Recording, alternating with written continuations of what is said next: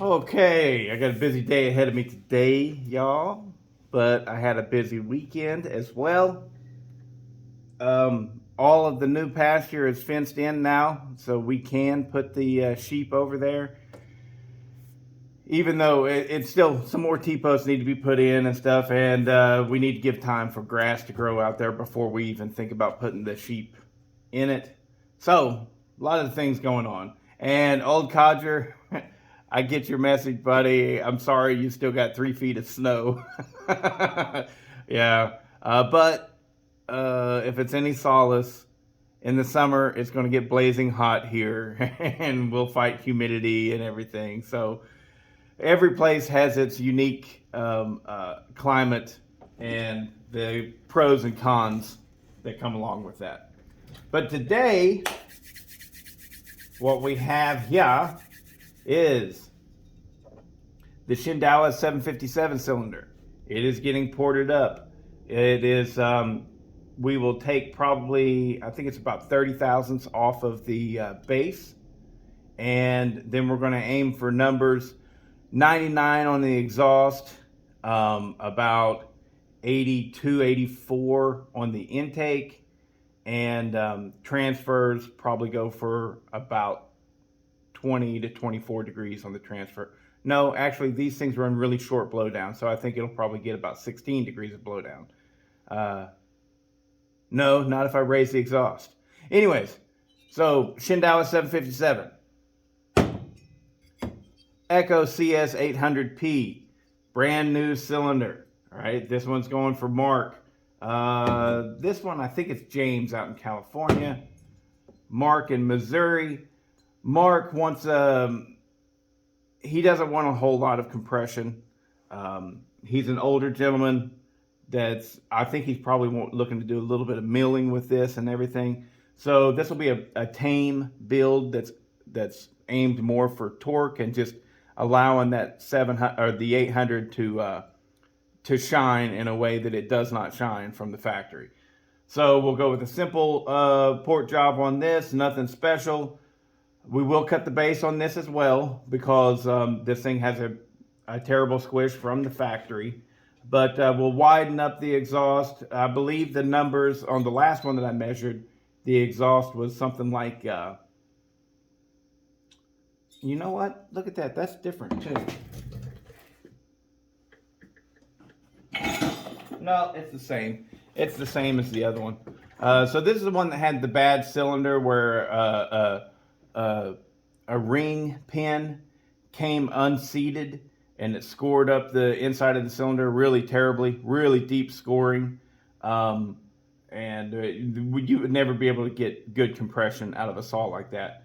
Anyway, so we got a brand new cylinder here. Like I said, we're going to keep it pretty tame.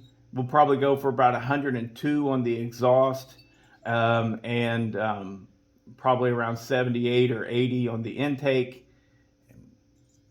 Call it good with that. Might have to do some upper transfer work. We'll see. And then, if we got time, this is the 2100 cylinder. I successfully put a helicoil in this right here. This was stripped out, so we got good threads in both of these bolt holes now, so we can hook up the intake. And I figure if I got time today, I'll go ahead and get started on this at least. I'm wanting to get all three of them done at the same time because my 064, I've got it set up and ready to do a test run as well. I've got the 585 here, Husqvarna 585. I've got my own personal 592. I've got the Steel 064. I've got Bobby Boucher, which is a 281 XP that has been heavily ported by Cajun. I have the Dolmar 7910, and it has been ported by me. So all of these big bore saws here, I really want to have them all going at the same time. And when I do the test run, I'll be swapping the bar and chain from one to the next, from one to the next, to the next, to the next, and get all of them done in one whack. So that's why I want to just concentrate and get all these portings done right now whenever it's supposed to be raining today. and hopefully I'll have it all back together by the end of the day, and then tomorrow I'll go out and do some test cuts with everything. But with this 2100, I figured, what the hell, let's go crazy. So what I'm going to do is I'm going to cut the squish on that, and I'm going to try to anyways. I may not be able to. Fuck. I just thought of something. I might need. This is a 56 millimeter bore, I think it is.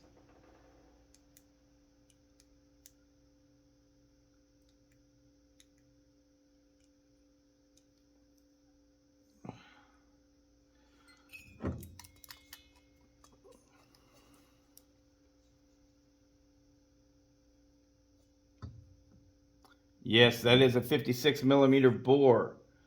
And so, I may not have the rings I need to work for my mandrel squish cutter to be able to cut the squish on this. That's going to suck. But it might be okay. But anyways, if I do this, I'm going to aim for 92 on the exhaust opening. And I'm going to really try and make this thing scream. Who gives a shit if it'll pull a 38-inch bar? I don't. I want to make it scream like a banshee. And we'll see how that works, because I did order a pipe off of Amazon, one of those scooter pipes, and I'll probably go ahead and put it on here and have a lot of fun with this here saw. So I know I've been quiet for the past few days, but I've been busy, and about to get right back at it and give you guys some really good footage of 3 really cool big bore saws. All right, so wish me luck. Well, I guess this isn't really a big bore. This is a medium-sized saw. But I got to clean that cylinder up a good bit before I even start on it. All right, that's enough. Catch you on the flip side.